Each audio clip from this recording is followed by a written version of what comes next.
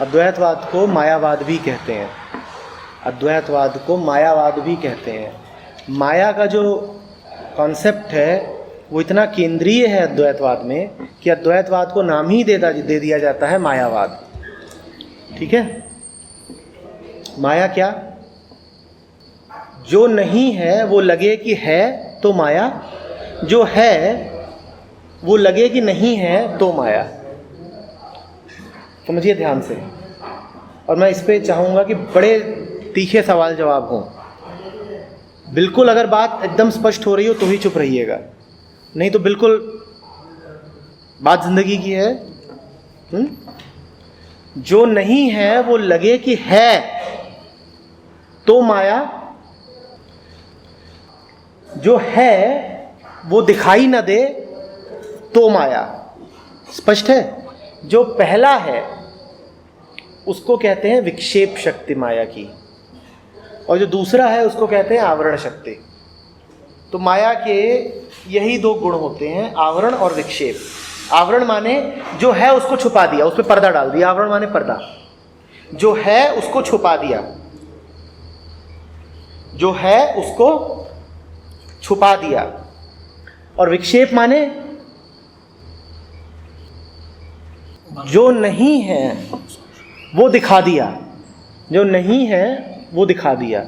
विक्षेप से ही संबंधित शब्द है विक्षिप्त। विक्षिप्त माने क्या होता है? पागल। तो विक्षिप्त कौन? जो कुछ ऐसा देखता है जो, तो ये परिभाषा हुई पागल की, ये परिभाषा हुई पागल की। तो अब मुझे बताओ कि इस परिभाषा के अनुसार फिर कौन कौन पागल है? कौन नहीं? बहुत बढ़िया, ठीक है, साथ हैं बिल्कुल, एकदम कदम से कदम, कंधे से कंधा। कौन है पागल? कौन है पागल? मुझे यहाँ पर बहुत सारा हलवा दिखाई दे और मैं ऐसे ऐसे खाना शुरू कर दूँ, तो मुझे क्या बोलोगे? क्यों बोलोगे? क्योंकि आपने अपनी इच्छा पर कंट्रोल नहीं रखा। इच्छा तो तब भी थोड़ी सार्थक लगे अगर हलवा हो। ये हलवा है यहाँ पर? नहीं है यहाँ पर? नहीं, नहीं है। और मैं क्या कर रहा हूँ? मुझे खा रहे हैं। तो मैं क्या हुआ? तुम्ही ने कहा। तो पागल की क्या डेफिनेशन हुई? पागल वही है जिस पे माया ने खूब कस के शिकंजा अपना डाल दिया है ही नहीं, उसे दिख रहा है कि है। क्या क्या है हमारी जिंदगी में जो नहीं पता, उसकी तो बात कर ही नहीं सकते, क्योंकि पता ही नहीं है। जो पता है उसकी बात करते हैं। बिल्कुल बहुत ऊंची छलांग नहीं मारनी है, साथ जो सामने ही है उसकी बात करते हैं। क्या क्या है हमारे जिंदगी में जो है ही नहीं पर लगता है। बहुत ईमानदारी चाहिए। जितना कम एब्स्ट्रैक्ट रखो उतना अच्छा, जितना स्पेसिफिक हो जाओगे फ़ायदा उतना ज़्यादा होगा। जो है नहीं पर लगता है कि है, और वहीं पर हम पागल बन रहे हैं। जो है नहीं पर लगता है कि है, उसी का नाम है सुपर इम्पोजिशन। पहला ही जो चैप्टर है उसका नाम है सुपर इम्पोजिशन। माया है नहीं पर लगता है कि है।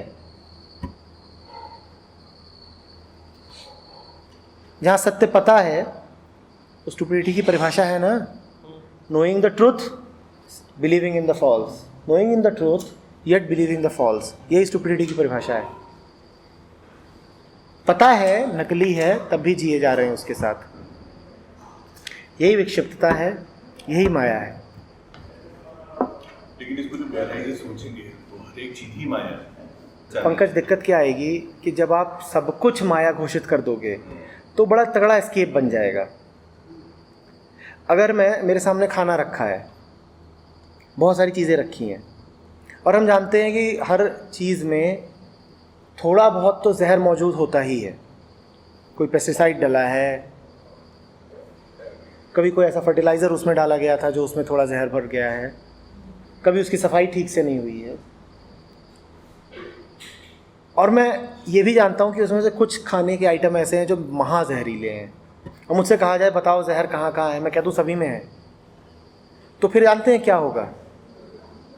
मैं वैसा ही खाता रहूँगा जैसा मैं पहले खाता था। क्यों? क्योंकि फिर मैं कहूँगा अगर सभी कुछ में जहर है तो क्या भूखा मर जाऊं? जब सभी कुछ जहरीला है तो जिंदा तो रहना ही है ना। तो फिर मेरी ज़िंदगी वैसी ही चलती रही जैसे पहले चल रही थी। शुरुआत वहाँ से करिए जहाँ आपको साफ साफ दिखाई दे कि सबसे ज़्यादा जहरीला क्या है। एक ब्लैंकेट स्टेटमेंट अगर कर दिया कि वो सभी कुछ माया है, सभी कुछ माया, पर क्या हम उस स्थिति पहुँच गए कि जहाँ हम कहें सभी कुछ माया है? अभी तो जहाँ पे वो सबसे स्पष्ट रूप से दिखाई दे रही है और जहाँ सबसे ज़्यादा नुकसान कर रही है उसको देखिए। ठीक है, आप सवाल पूछ सकते थे कि जब माया के दो पक्ष होते हैं, आवरण और विक्षेप, तो हमने विक्षेप से क्यों शुरू किया? आवरण पक्ष क्या होता है? जो है उसको देखा नहीं रही। मामला स्पष्ट है, जो आप देख ही नहीं पा रहे उसके बारे में आप लिखोगे कैसे? जो आप देख ही नहीं पा रहे, जो आवृत है, उसके बारे में कैसे लिख लोगे? विक्षेप के बारे में लिखना आसान है, क्योंकि आपको एहसास हो रहा है कि मैं कुछ ऐसा मान के चल रहा हूं जिसमें शायद सत्य नहीं है। इसी का नाम है विक्षेप। विक्षेप ही है seeing the false as the false, कि फॉल्स को ट्रुथ माने बैठा था, जो नहीं है उसको है माना बैठा था, अब देख लिया कि वो नकली है, नहीं है। इसीलिए आवरण से पहले विक्षेप की बात करना जरूरी है, आवरण बाद में आएगा। ये बात स्पष्ट हो पा रही है? आवरण का मतलब है कि सत्य नहीं जान पा रहा। अरे सत्य का तुम्हें वैसे भी कुछ नहीं पता है, पहले जिंदगी से झूठ तो हटाएं। और झूठ का मतलब क्या है? जो नहीं है पर लगता है कि है। जो देखने की बात है उसमें वो रिप्लेस करके पांच सेंसेस से जो हमें नहीं, देखिए फिर आप वही बात कर रहे हो उसने कही थी, 5 सेंसेस से तो आपको सब कुछ मिलता है। फिर तो आप थ्योरेटिकली बड़ी सही बात बोल रहे होंगे कि ये भी माया है और ये भी माया है और ये भी माया है, ये भी माया है, सब कुछ ही सेंसेस से ही मिलता है। पर आपको तो जो भी प्रतीत होता है वो 5 सेंसेस और मन, इन्हीं से होता है ना। अगर आप ये कह दोगे कि सेंसेस से जो भी आया वही माया है, तो हो सकता है आपने टेक्निकली सही बात बोली हो, पर बड़ी यूजलेस बात बोली है आपने बोल दी बड़ी सही बात कि 5 सेंसेस से जो दिखे सब माया है और मन में जो कुछ उठे सब माया है। तो फिर क्या करोगे? कोई 8वीं सेंस लेने जाओगे कहीं से? जब तक जियोगे इन्हीं 5 सेंसेस देखना है ना। तो ये कोई बड़ी यूजफुल बात नहीं हुई कि मुझे सब कुछ माया है। भाई मेरे 6 दोस्त हैं, हो सकता है टेक्निकली ये बात सही होगी, 6 के 6 माया ही है, लेकिन मुझे देखना पड़ेगा कि उसमें से कौन मेरे ऊपर क्या प्रभाव डालता है। 6 के 6 को माया घोषित करने का अर्थ यह है कि मैं अभी 6 के 6 के साथ ही रहूंगा, कि हटे तो सब हटे और रहे तो सब रहे। सब तो हट नहीं सकते तो फिर सभी रहेंगे ही। तो ये मन की बड़ी जबरदस्त चाल होती है कि सभी कुछ तो माया है, तो किस किस को हटाएं? कि बेटा इस तरह तो देखो तुम्हें सभी कुछ हटाना पड़ेगा क्योंकि सब माया है। नहीं, ये कोई वैलिड तर्क हुआ नहीं। जीवन में देखिए और जो साफ साफ दिखाई पड़े कि नकली है उसको जीवन से हटाइए। थ्योरेटिकली ये जान लिया कि आवरण शक्ति, विक्षेप शक्ति माया की, इससे जिंदगी में कोई क्रांति नहीं आ जानी है जब तक कि वो एक्शन नहीं बन रहा, जब तक कि नकली जीवन से हट नहीं रहा। हमने अभी संडे या वेंसडे किसी सेशन में माया शब्द आया था जब कबीर कर रहे थे, तब हमने माया की एक बड़ी सरल परिभाषा रखी थी। क्या रखी थी? क्या रखी थी? मन और माया 2 शब्द आए थे, हमने दोनों को बड़े सीधे तरीके से परिभाषित कर दिया था जब कबीर को लिया था, अभी कुछ ही दिन पहले की बात। मन की नासमझी का नाम माया है। मन की नासमझी का नाम माया है।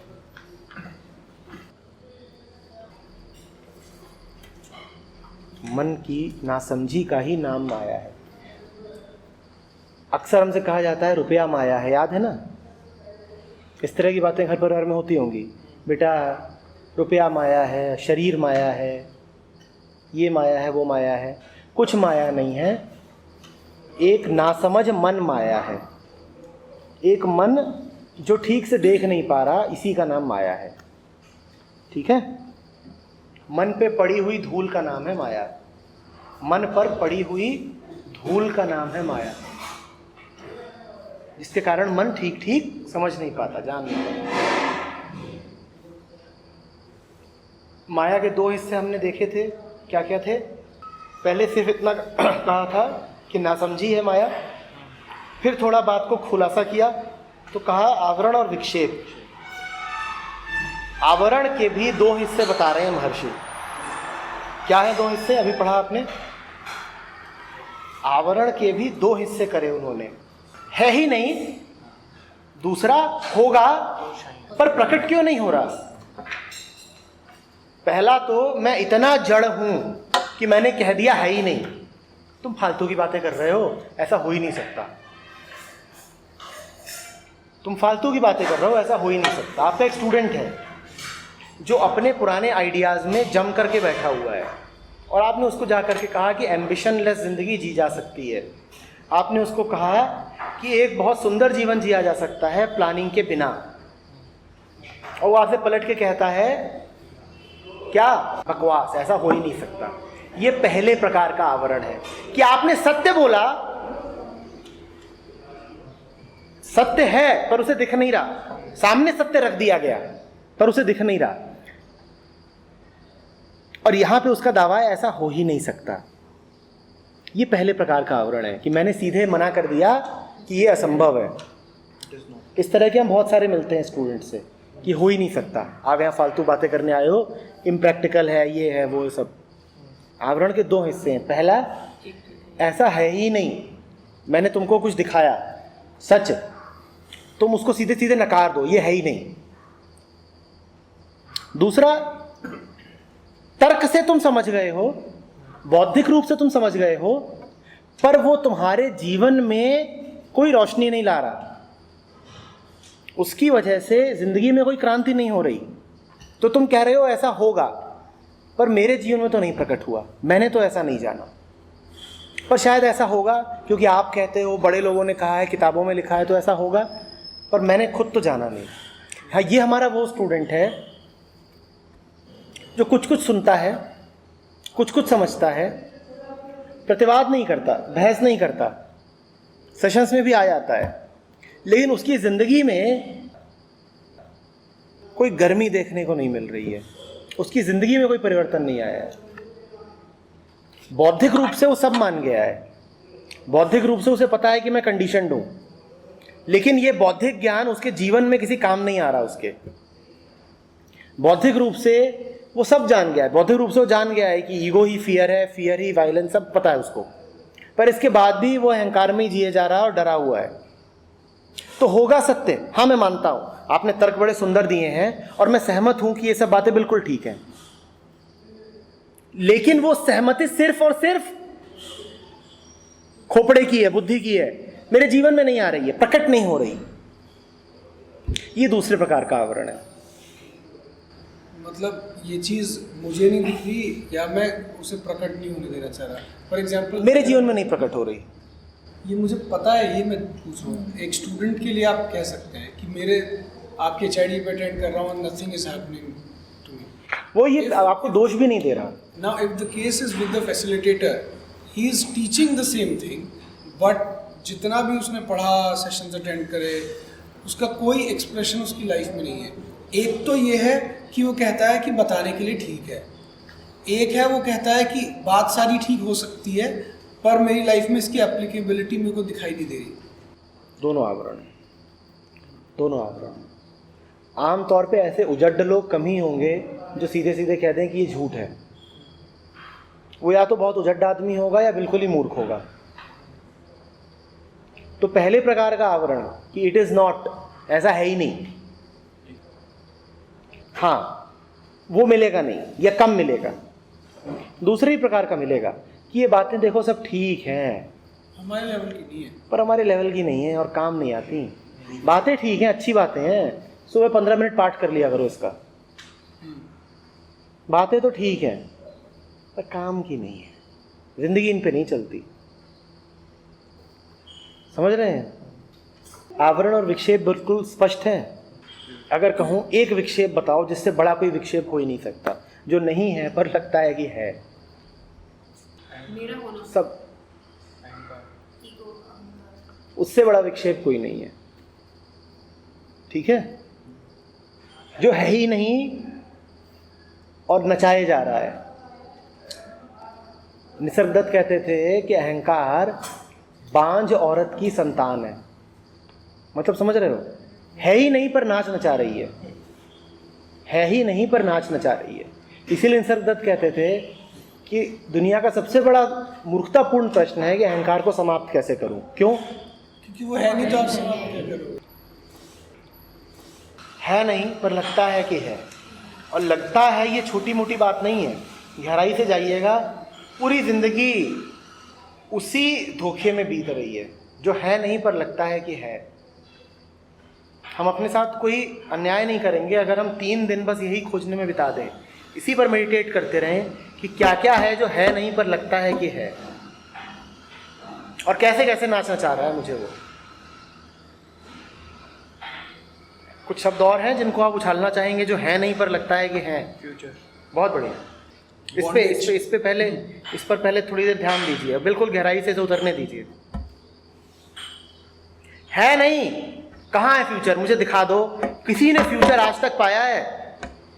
कोई एक आदमी दावा कर दे कि मैंने फ्यूचर पाया है।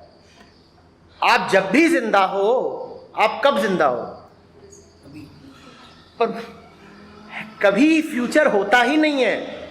माया तो ठगनी भाई, ठगत फिरत सब देश। बिल्कुल गहराई से घुसने दो इस बात को कि भविष्य कभी होता ही नहीं है। अगर ये बात घुसेगी तो हिला के रख देगी,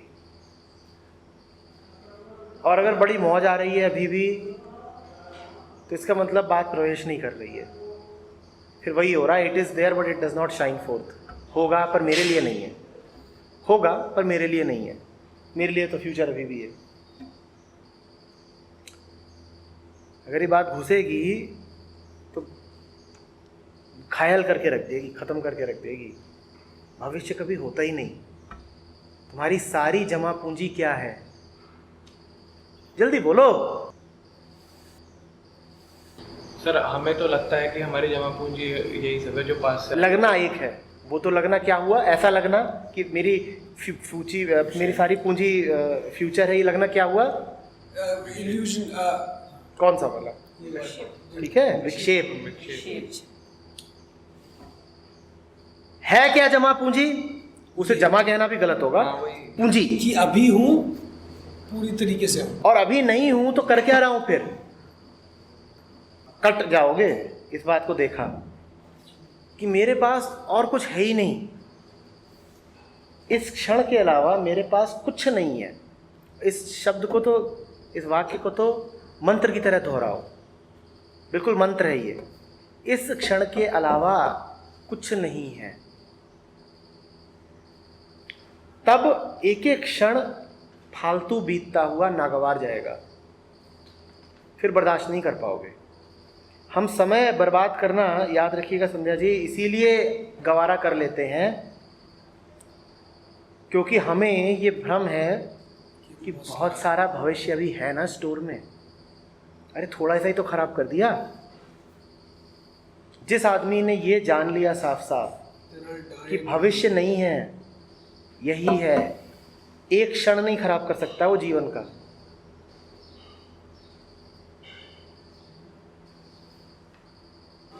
समय से बड़ा इसीलिए भ्रम कोई है नहीं। जिन्होंने जाना उन्होंने लगातार कहा है, समय से बड़ा भ्रम कोई है नहीं। जीते हो तुम अभी में, और मन रहता है समय में।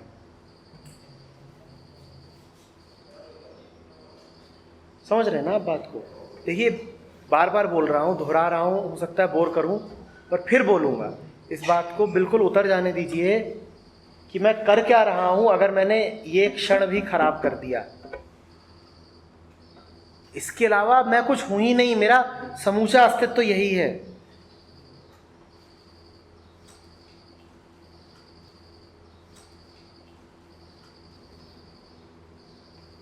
देखो, बिल्कुल रोशनी कौंधेगी मन में, ऐसा लगेगा कि 5000 वाट का बल्ब जल गया अगर इस बात को उतरने दोगे, रेजिस्ट नहीं करोगे। ये उतरा तो अहंकार की मौत है, इसीलिए अहंकार रेजिस्ट करेगा, पर इसे उतरने दो, चेहरा चमक जाएगा अगर ये बात उतर गई तो। नहीं है भविष्य, जिंदा होने का मतलब है अभी होना। नहीं है, बिल्कुल नहीं है भविष्य। कोई आयु नहीं है, कोई उम्र नहीं है, कोई युग नहीं है, कोई समय नहीं है तो अभी है।